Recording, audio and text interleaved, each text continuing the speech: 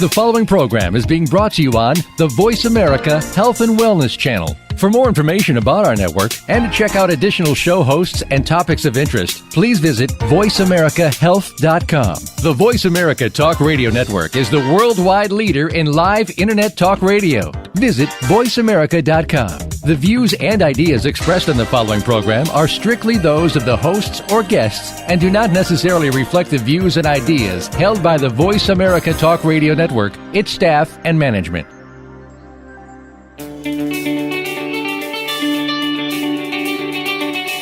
Welcome to The Power to Create Yourself with Ross Ramin. If you or someone you are close to is dealing with addiction, there are so many programs out there that can help you. But how do you gauge which ones are going to work the best for you?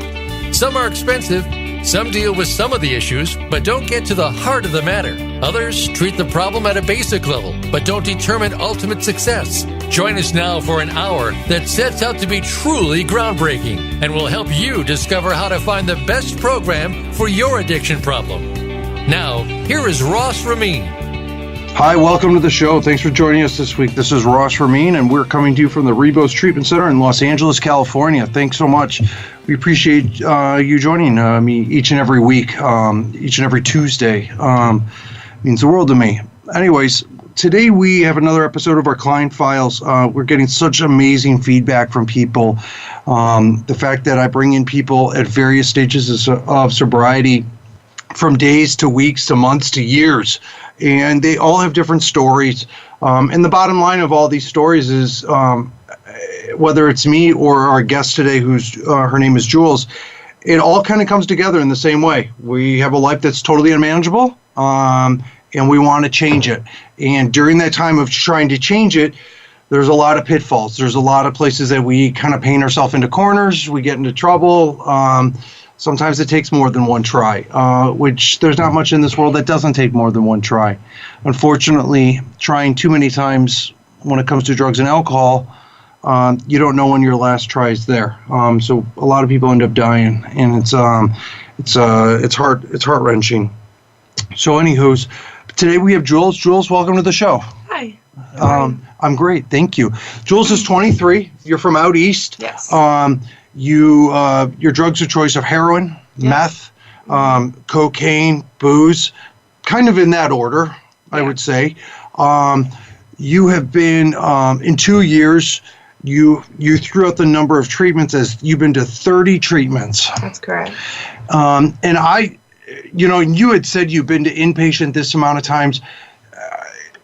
Has it really, would you call them 30 treatments? Or, a lot of times now they have, have you relapsed in between of each one of those? Or are you counting like detox is one and then no relapse, and then you go to an inpatient or an outpatient?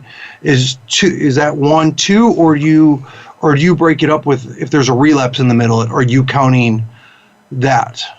After I get out of treatment, a lot of the times when I did go to detox, it was just to get some shelter. So it wasn't really about getting clean at that point. Wow. But, after each one, I do consider them a relapse, going back and deciding to live that life again after, trying to get off the drugs. Yeah. So, and now you've been sober for 30 days? Yeah, almost 30 days. When will it be 30 days? It will be 30 days in a week. In a week. Yes. So so what are you, 20 days now? Yeah. Okay. So you're 20 days. Let's call it what it is. Okay. Let's just keep it what it is.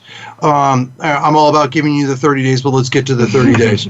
So you're 22 days right now, free of heroin. Yes. Correct? That's what brought you in.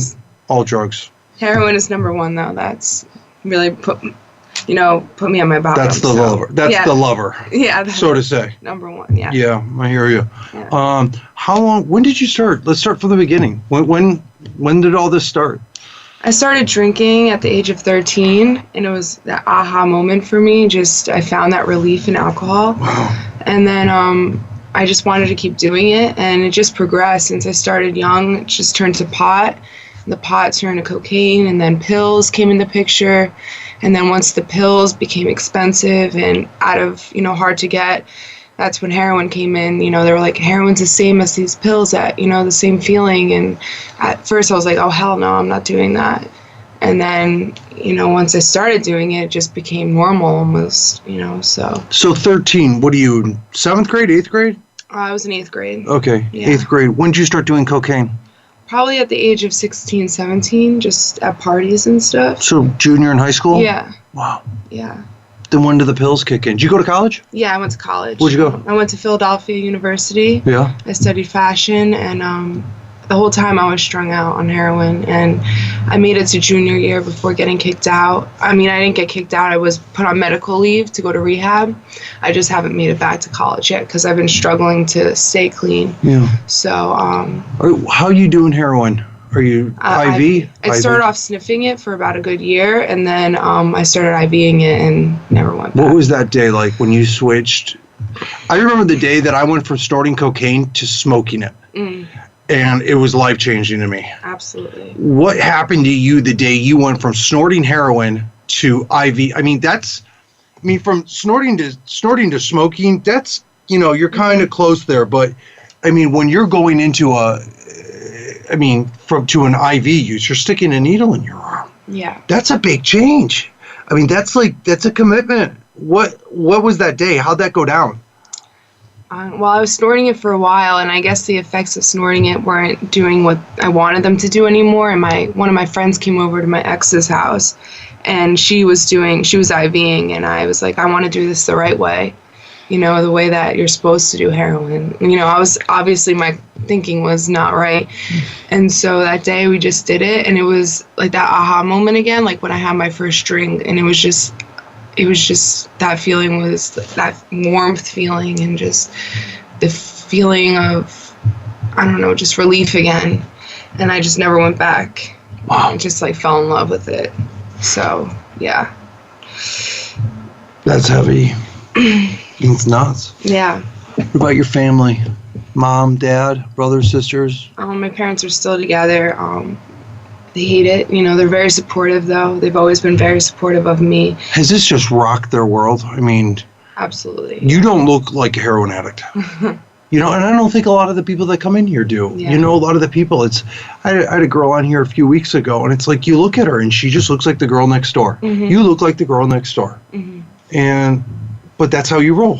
I mean, I'm wearing a Brooks Brothers shirt. You know, it's like, nobody looks at me and goes, that guy used to smoke a lot of crack. You know, like it just doesn't happen. No.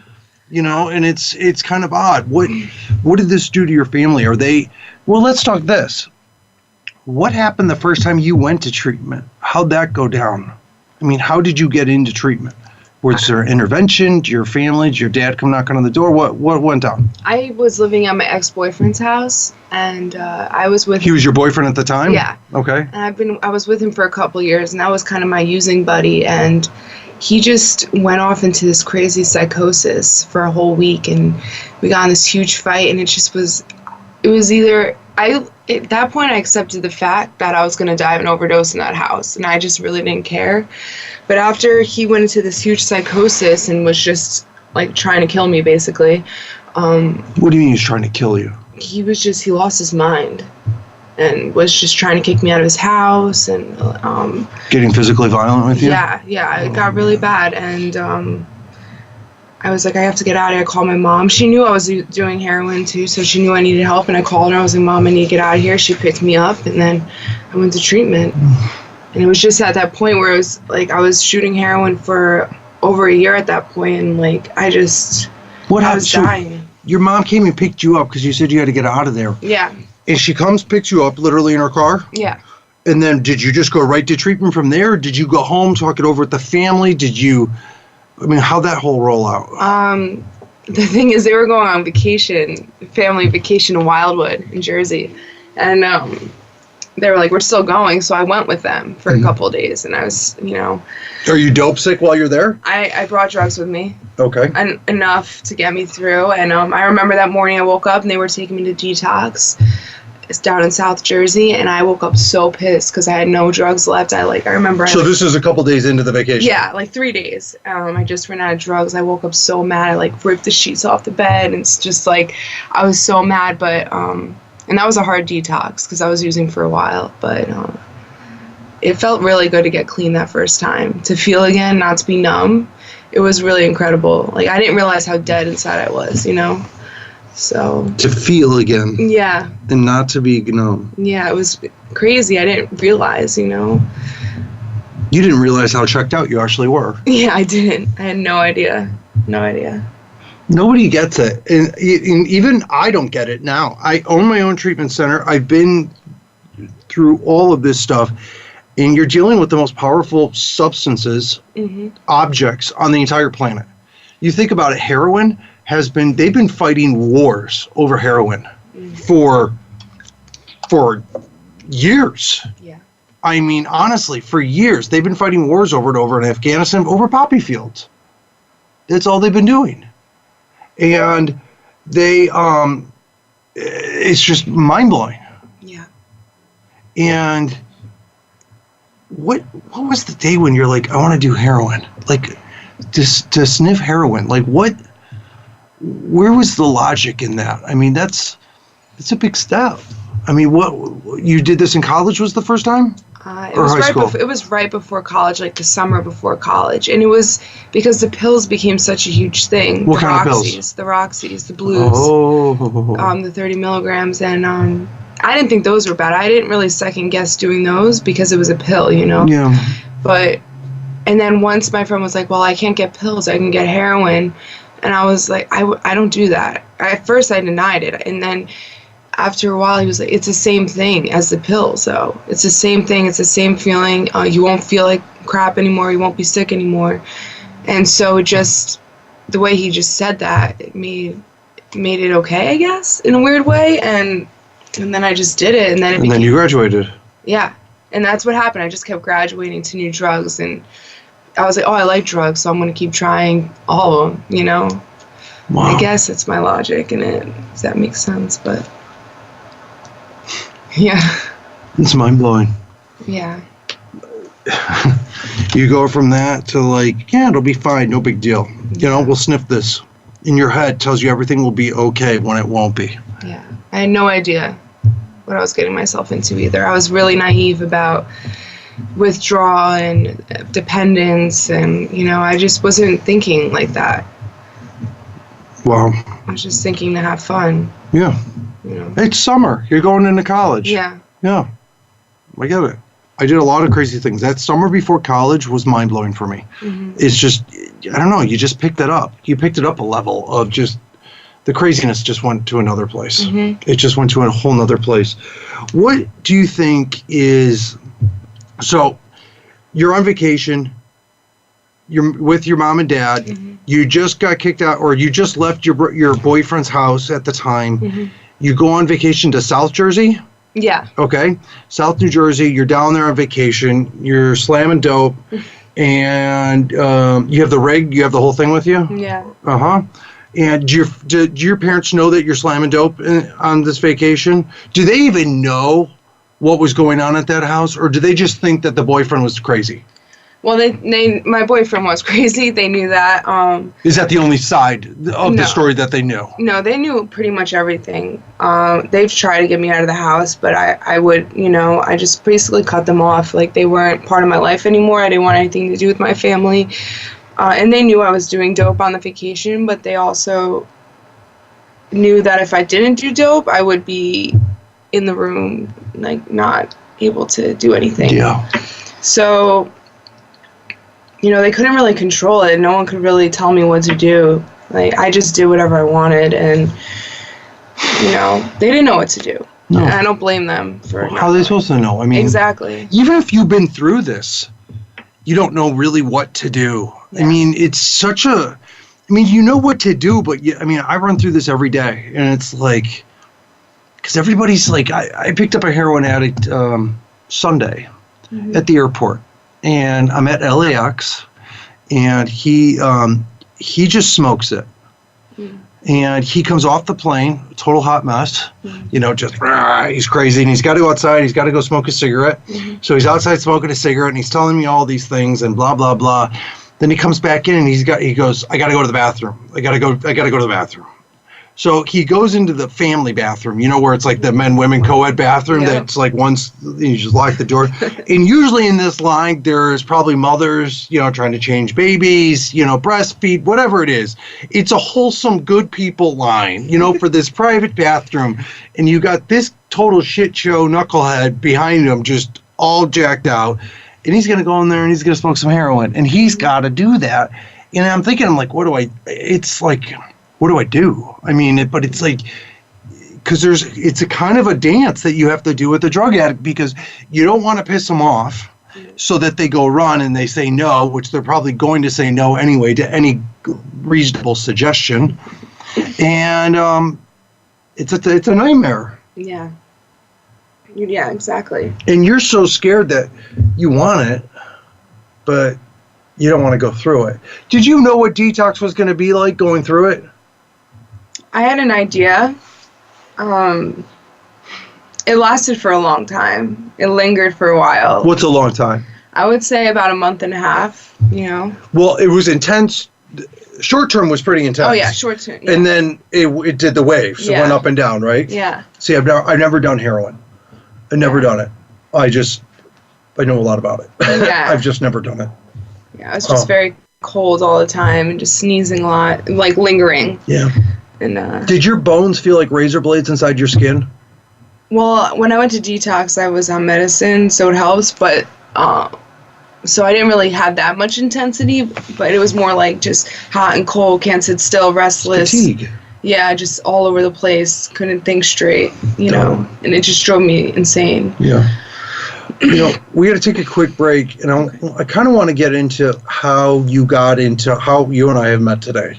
Like what went on that last time around and why this is going to be different for you. We're talking with Jules right now. Jules is 23 years old. You've been through an obscene amount of treatments from the gnarliest drugs on the planet, heroin, meth, cocaine. It's not easy right now. And you have self-admitted that sometimes you went into treatment just for shelter. I want to know about that. Are you in for shelter right now? I want to know about that. So anyways, we'll be right back. Thanks for joining us, everybody.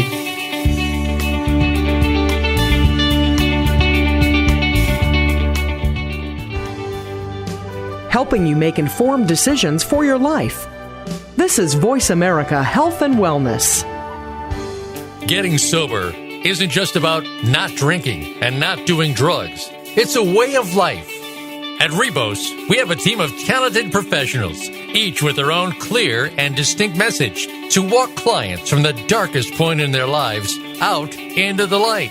Rebos offers a carefully curated selection of groups and workshops in addition to a minimum of 6 individual sessions per week. At Rebos, we believe there are no cookie-cutter clients, and we meet every individual where they are at today. It's not a Rebos program, it's your program. Our team wants to help as many people as possible become who they want to be. And if you don't know who you want to be, we'll help you. Visit RebosTreatment.com to learn more about the Rebos Treatment Center. That's REBOS Treatment.com. Are you finding your frequency?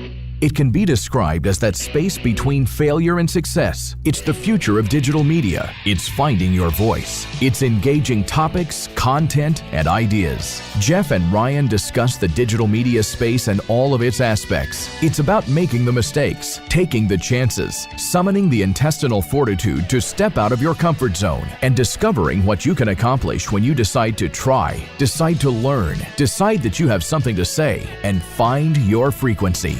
Live Fridays at 2 p.m. Pacific Time, 5 p.m. Eastern Time on the Voice America Variety Channel. Have you become a member yet? Sign up now to become a member of Voice America. It's always free and easy. Plus, you get to take advantage of some great member benefits. Get unlimited access to millions of hours of on-demand content across all of our channels. Keep track of your favorite episodes, shows, and hosts in your own customizable library. Find out what shows you might be interested in based on your favorites. Plus, you get insider access with our newsletter. Membership gives you more. Sign up at voiceamerica.com and click Register at the top right. Find out what's happening on the Voice America Talk Radio Network by keeping up with us on Twitter. You can find us at Voice America TRN.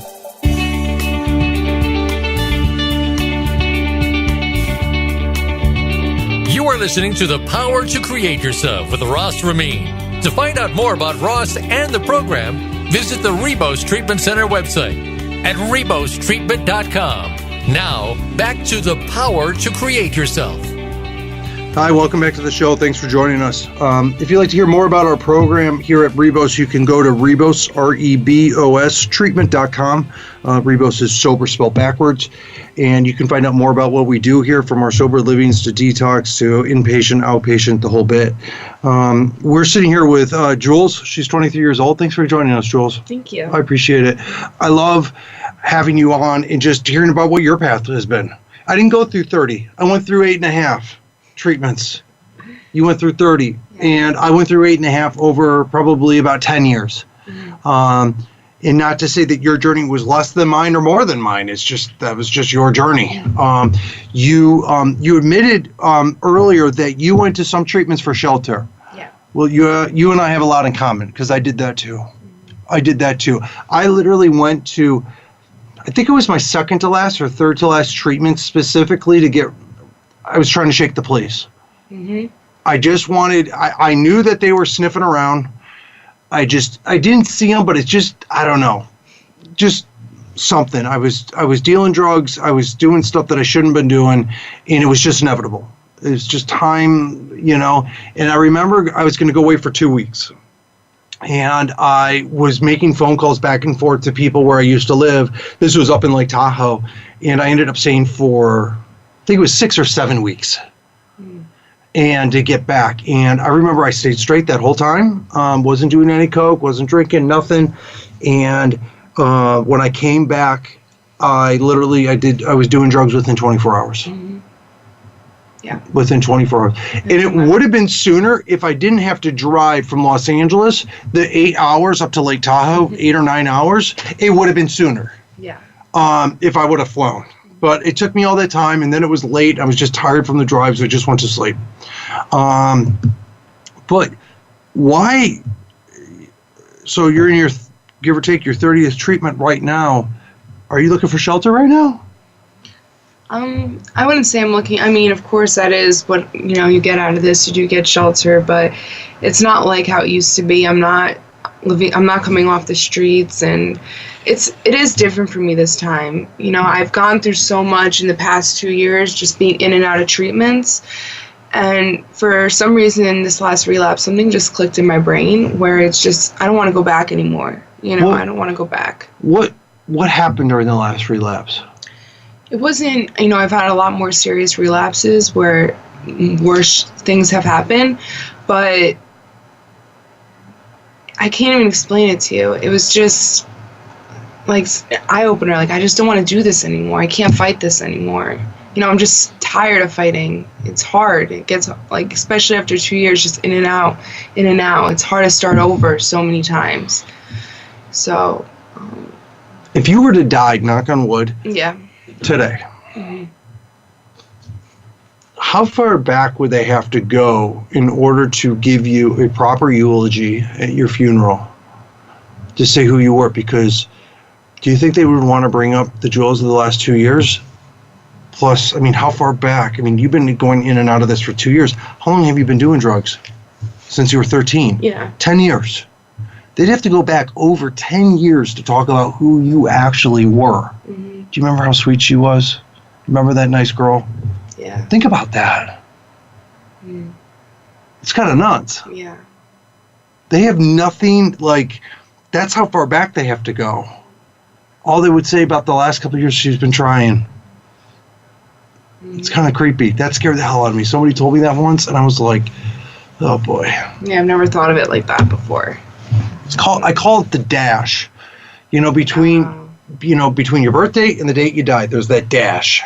So what would your dash say about you? And a counselor said that to me once during one of my treatments, and it rattled me.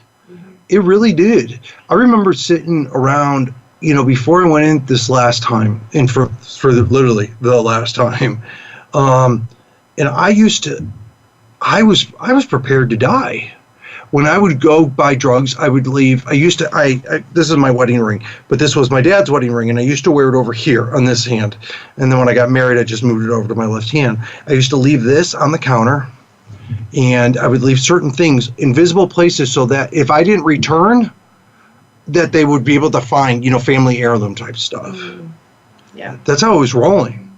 I used to Google, what does it taste like in your mouth before you die? Wow. Like that they would know. Some girl told me the other weekend, you'll smell toast. I was like, boy, I don't know. She's out of her mind. I don't think You'll smell toast. And I was just like, that's not a bad, Yeah. But that's how we roll, people like you and I. So when you came in this last time, my last time, I remember getting on the plane like, this is it. My family wouldn't let me come back home. Yeah, they won't let me come home at this point. They won't. No. And it's probably better that way. What'd your family say to you? Tell me about that. They were just, I've asked to come home just because I'm a runner. This is the 4th state I'm trying to get clean in, and it's easy for me to get up and run away when things aren't going the way I want them to, and just to run back home. And I do that all the time, and they just said, no, you have to stay out there. And it's hard because I am so far away from home, but, I'm grateful that I'm here and have this opportunity. What are you spooked about? Why would you run? What are you running? What are you running to? What are you looking for, do you think? I guess I'm just running to what's comfortable, running back to my past, my old life, using, if I go back home, that's what's going to end up happening, most likely, at this point. Yeah. Well, it's all you know. Yeah, exactly. Your 13-year-old life, when you were 13, when you started drinking and doing all that stuff, you were an adolescent. You started doing drugs right at puberty. If you think about it, you have never had a substance-free adult life. Yeah, which makes it really hard. You don't know how to be an adult. Yeah, I don't. You have no idea. And I say that with love and respect. I was 30 years old, and I didn't know how to be an adult. All my friends are married, having kids, have careers, not jobs, careers. And I'm 30 years old, and I'm like, forget about the drug use. It's like I have to know how to become a man. And I have to know how to be an adult. I have to pay taxes. I have to get a job. Not only do I have to get a job, but I have to show up to the job. This is not normal. I didn't know what it was. So getting over drugs was easy.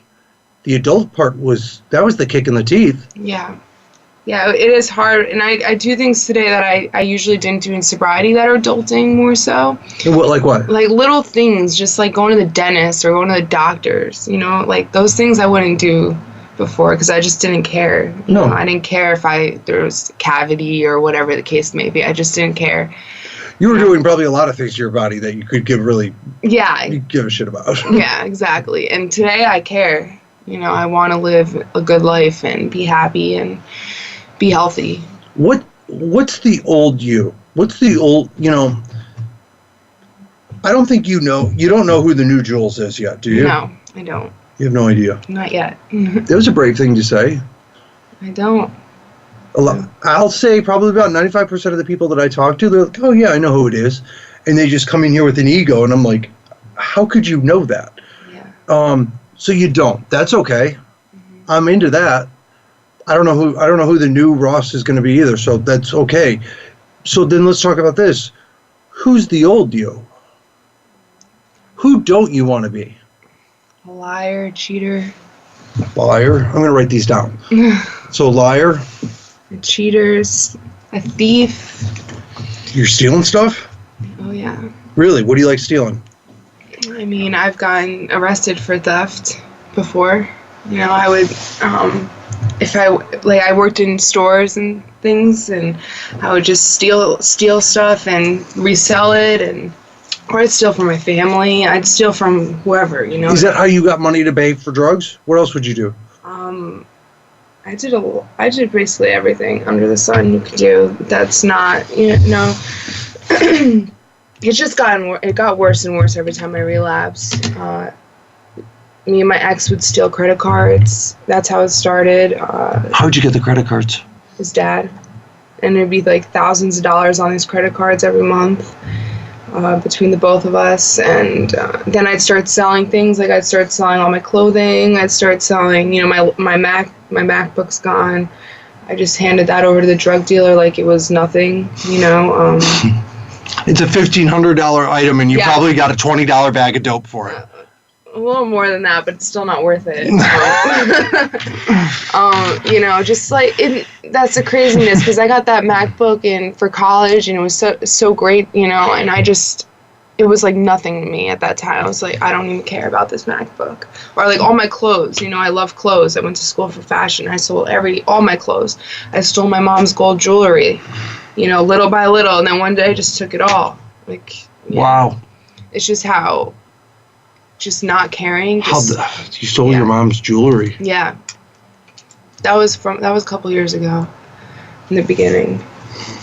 So I would just go to any lengths, you know, it didn't matter what I had to do. I was really desperate and sick. So. It's amazing. Yeah. That's really amazing. Yeah. I just same way. Just mind-blowing. Mind-blowing. So what do you do like today? Are you having urges? Are you having cravings? Honestly, I haven't been having strong urges at all today. Are you still going through a little detox now? No. Do you notice things at all? Not really. No. This past time I used for like a week.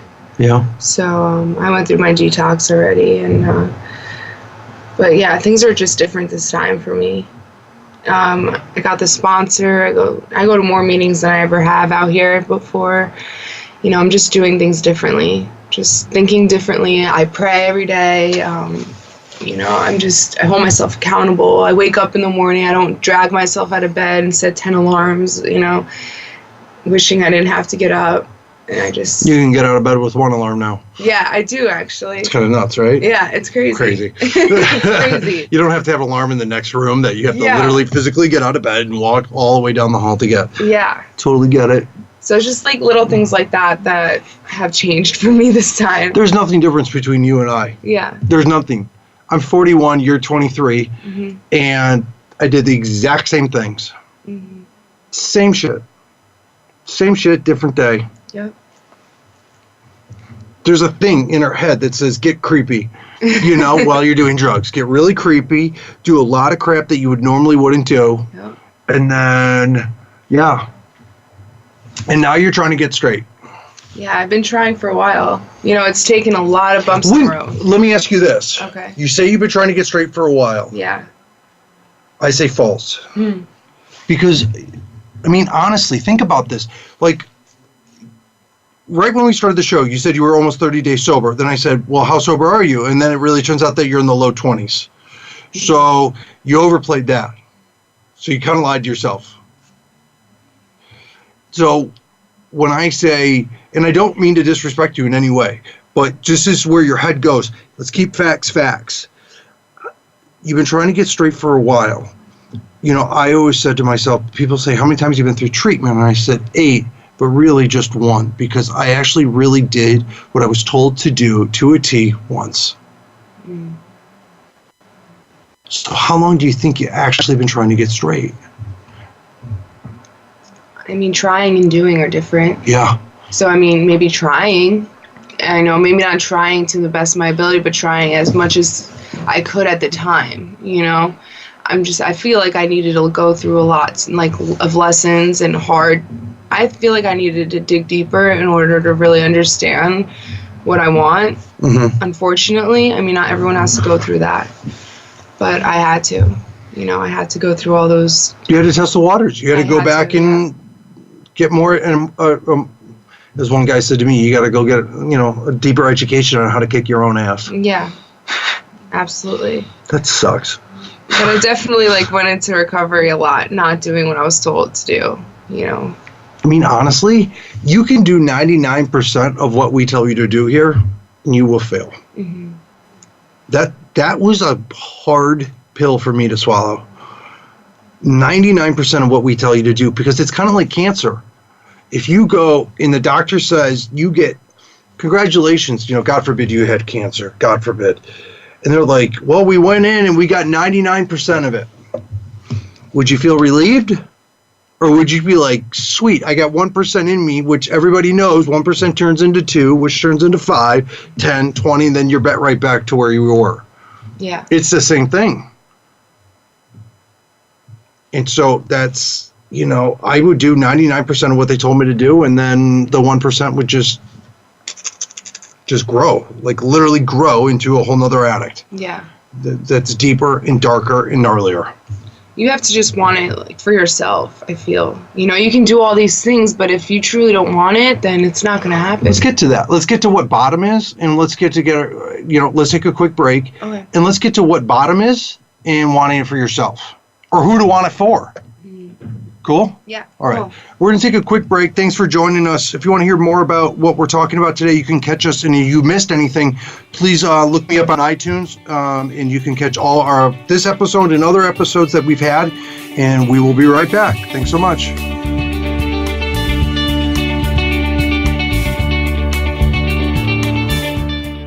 A fresh look at today's health. Voice America Health and Wellness. Getting sober isn't just about not drinking and not doing drugs. It's a way of life. At Rebos, we have a team of talented professionals, each with their own clear and distinct message to walk clients from the darkest point in their lives out into the light. Rebos offers a carefully curated selection of groups and workshops in addition to a minimum of 6 individual sessions per week. At Rebos, we believe there are no cookie-cutter clients, and we meet every individual where they are at today. It's not a Rebos program, it's your program. Our team wants to help as many people as possible become who they want to be. And if you don't know who you want to be, we'll help you. Visit RebosTreatment.com to learn more about the Rebos Treatment Center. That's REBOS Treatment.com. These days, everyone is looking for information on staying young, healthy, and fit. The Voice America Health and Wellness Network is here to help you on your quest to better health and a better you. We talk about everything from diet, fitness, and aging to substance abuse, personal growth, mental health, and much more. Learn from our experts who cover health and wellness from traditional and holistic perspectives. Tune in to the Voice America Health and Wellness Network. Healthy living starts here.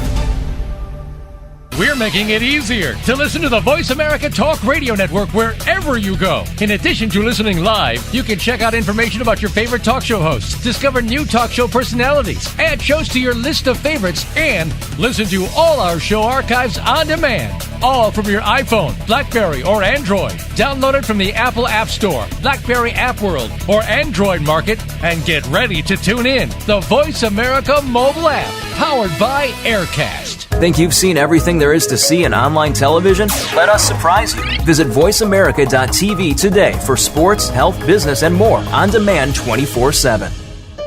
Opinions, options, answers. You're listening to Voice America Health and Wellness.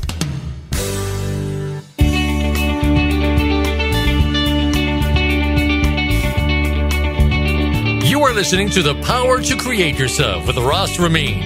To find out more about Ross and the program, visit the Rebos Treatment Center website at RebosTreatment.com. Now, back to The Power to Create Yourself. Hey, thanks for joining us again. Welcome back to the show. This is The Power to Create Yourself, and we have another episode of Client Files. We're talking with Jules right now, and Jules, you got a hell of a story. You really do. You do not. I love it. I love my job because I see people every day, and just visibly seeing you, you look like the girl next door, and you're a hope to die heroin addict. Mm-hmm. Yep. It is what it is. Yeah. You will lie, you will cheat, you will steal from your family, from friends, from strangers. You give up your computer for, not even a fraction. Mm-hmm. Pawn it to a drug dealer for what you want. And, and you're 23, I'm 41, and our stories are very similar. Mm-hmm. They are. Different substances. I was a crackhead, like cocaine, you like heroin, but it makes you go to the same place, yes. both out of desperation, then out of sadness. Mm-hmm. Before the break, I said, let's talk about bottom, and let's talk about wanting it, because like I said to you before, and which was very relevant for me, is I don't think looking back on it now, I didn't know this, but I only really wanted it 100% the last time I went through treatment. And I didn't know that then, but now looking back on it, I can kind of see how the game played out for myself. Mm-hmm. There's times I went in there, I thought I really wanted it, but it only turned out that I really wanted it about 90%. Mm-hmm. Yeah. And it's just, the same thing. And my idea of hitting bottom for me, and I'd love to know what your opinion, but I remember the guy told me, this one guy who owned a treatment center, he goes, you have to be so sick of doing drugs that'll make you stop. I literally remember buying $9,000 worth of cocaine, powdered cocaine. And I'm like, I'm going to do all of this. And then I'm going to be sick of it. That's going to be great. And then I'll be so sick of it and I don't want to do it anymore. Yeah. And I got done with about $6,000 of it. And I wasn't even high. I like to call it, and excuse my French, but I call it fucked up, because I was hallucinating. I was out of my gourd, and I was 3 days into it with no sleep, no food, and I was crazy. Yeah. I was absolutely out of my mind. Yeah. And I realized, looking back, and I don't know if this is relevant for you, that there is no bottom. Because the one thing I kept finding out through all the treatments I went through, and you went through a lot more than I did, is I feel like I'm in a hole that I have the world's sharpest shovel that will never break, and I can keep digging that hole as deep as I wanted to dig it. The only difference is the rope ladder that's down that hole that I can climb out of gets ricketier and more frail and harder to climb the deeper and the longer it gets. And so there is no bottom. What do you think about that? What do you think about wanting it, and what do you think about bottom? I think that bottom, it's just, you can always dig deeper. Every time I've relapsed, I'll say, oh, I'll never do this, I'll never do that, and every time I've relapsed, all those nevers that I said I never do come true. You just keep digging deeper and deeper. Like, I'll never get arrested, I'll never get caught, and I end up getting arrested and getting caught. And I do believe that your bottom does get worse. It's all on if you it's all up to you on what your bottom is, and if you hit it hard enough, if you've hit that low point hard enough, and if you're done. And I've gone back out after I've gotten arrested, and that hasn't stopped me, and I feel like it's also an emotional bottom too that you hit. What do you mean by that? Nobody's ever said that to me on the show. Emotional bottom. I think I know what it means, but what do you mean by that? Just, to the point where you're just so desperate and depressed, and you're just so unhappy with how your life turns out, and you hate yourself so much for everything that you've done and gone through, and then it's just like, you can't do it anymore, you can't. And that's just at the point I'm at now, I can't keep going back. I'm just been stuck in this spot for so long, so. You're spinning your wheels. Yeah. And you're falling back. It's like you're spinning your wheels while falling down the hill. Yeah. Yeah. So, bottom is tricky because you can keep digging, but sometimes you don't get that chance to come back. A lot of my friends have died. I know over 50 people who have overdosed and died. The first treatment center I was in 2 years ago, half of those people are dead now. So. Isn't it weird? It's like, okay, so you're doing heroin and you're sticking a needle in your arm. You don't know where the heroin comes from. You don't know what it's cut with. And this is a substance that literally, it takes you to another place, but if you don't have it, it makes you violently ill. It makes you rob, makes you cheat, makes you steal, takes your soul from you. Mm-hmm. Literally takes your soul. Takes your soul, runs with it, creates a different person. You are literally a different person than what you were meant to be. Mm-hmm. And you watch people die from it. So now let's pretend that I told you asked me You like sushi? I love sushi. Yeah. So let's pretend that you asked me, hey, Ross, I'm new here in LA. Where do I get the best sushi in town? And if I told you where to go and where not to go, and let's talk about where not to go first. Don't go to this place. It's called Mr. Hoo-Ha's Sushi Restaurant. You will get so violently ill there because they are known to have the worst sushi, and it's old fish and it's spoiled, and you're going to be throwing up left and right. Now, would you go there? Probably not. No. Now, if I told you heroin, it's going to make you sick, it's going to take your family from you, you're going to steal, you're going to cheat, you're going to lie, emotionally it's going to rob you and steal your soul. You have a spark in your head that's like, that sounds interesting. Let's dance with that. Yeah. And then you have proof and evidence, not just somebody's word, but you have proof and evidence that it actually does that to you, and yet you keep going back. But like, if you got food poisoning from a sushi restaurant, you probably would never go back there. Cheeseburger restaurant, sushi, whatever it was. Food poisoning in general is violently, it's horrible. Mm-hmm. I mean, it's horrible. You wouldn't have your worst enemy get food poisoning. It just sucks. But what's up with that? Why do we do that? I feel like that's just something that I'm never, going to be able to answer. I mean... Do you get on Yelp? You ever use Yelp? Yeah. You get on Yelp, and it'll tell you'll listen to a total stranger, and they'll give a place 1 star. The chances of you going to that place after it's 1 star, not happening. No. Nah. Not happening. But you'll hear about 50 people that totally die in your neighborhood, in your community from heroin, but you're like, I don't get in the world. Well, that's why addiction is so cunning and baffling, because it's just crazy like that, we hear someone OD'd off this heroin someone has and we want to go buy it, my best friend died last year in March. I relapsed 2 weeks later, and it's just that's what's so sickening about it, So let's get to the part now. Let's get to the good part. Okay. Let's get to the part that's like, who do you want to be? Do you want to be a mom someday? Do you want to be a wife someday? What do you want to do? I mean, I do want to do all that eventually in the future. I mean, you're in a great spot right now, I think.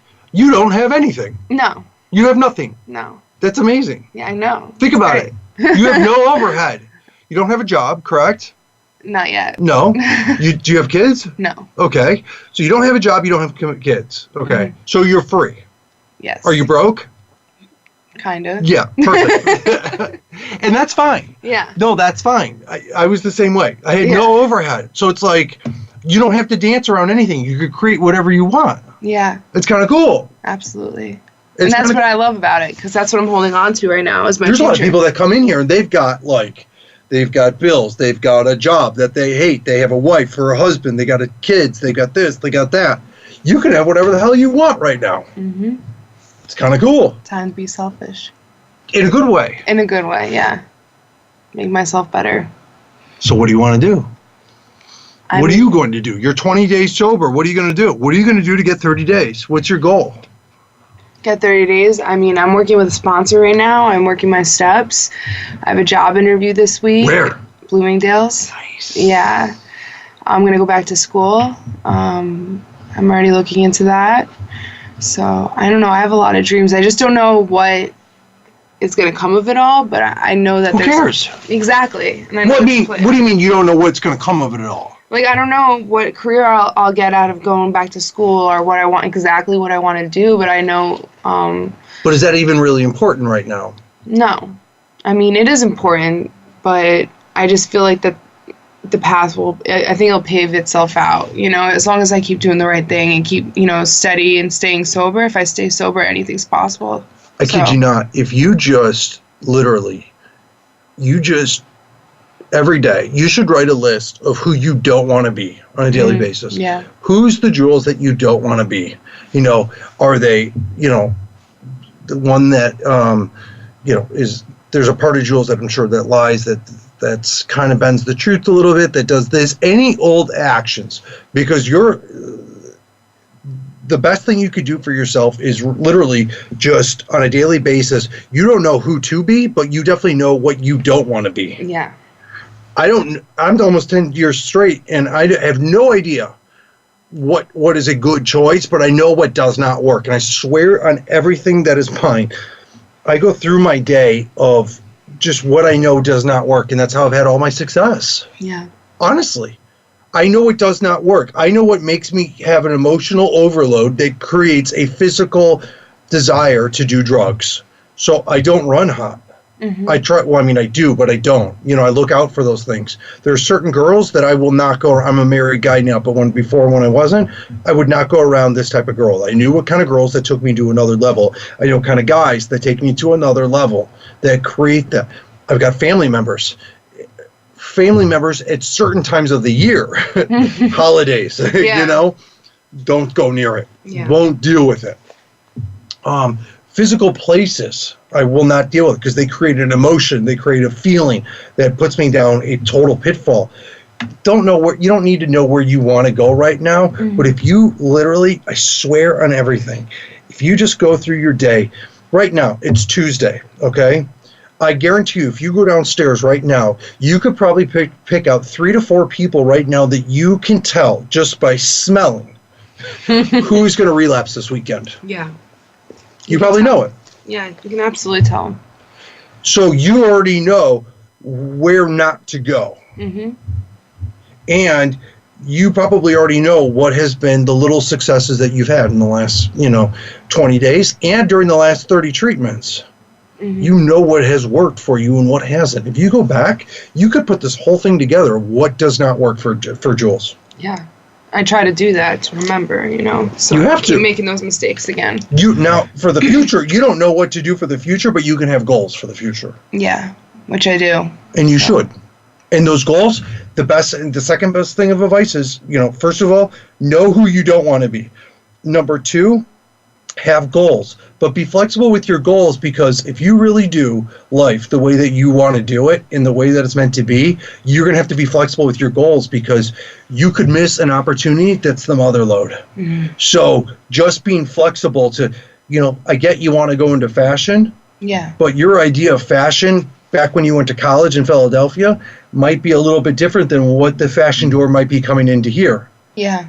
You just keep it open for that type of stuff. I see more people totally blow it because they aren't looking big enough with their eyes. They still have this, they're so focused with peephole vision.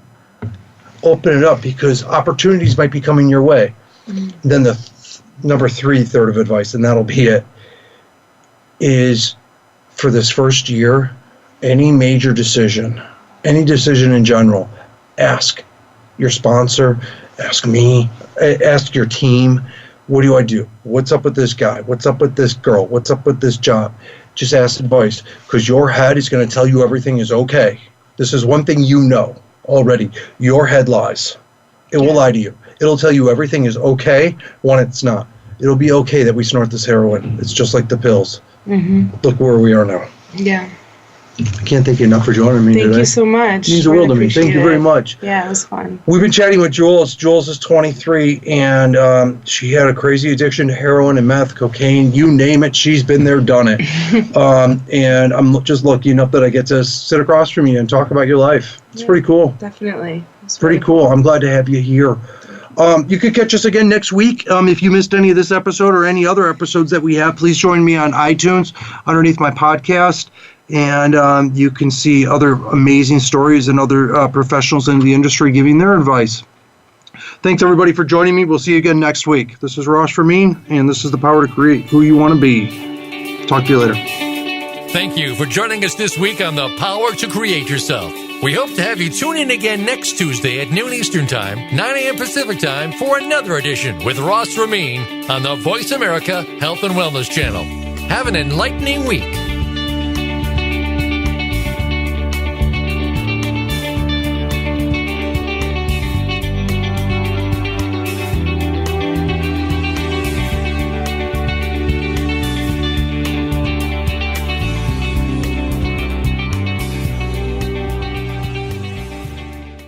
Thanks again for listening to the preceding program, brought to you on the Voice America Health and Wellness Channel. For more information about our network and to check out additional show hosts and topics of interest, please visit voiceamericahealth.com. The Voice America Talk Radio Network is the worldwide leader in live Internet talk radio. Visit voiceamerica.com. The views and ideas expressed on the preceding program are strictly those of the host or guests and do not necessarily reflect the views and ideas held by the Voice America Talk Radio Network, its staff, and management.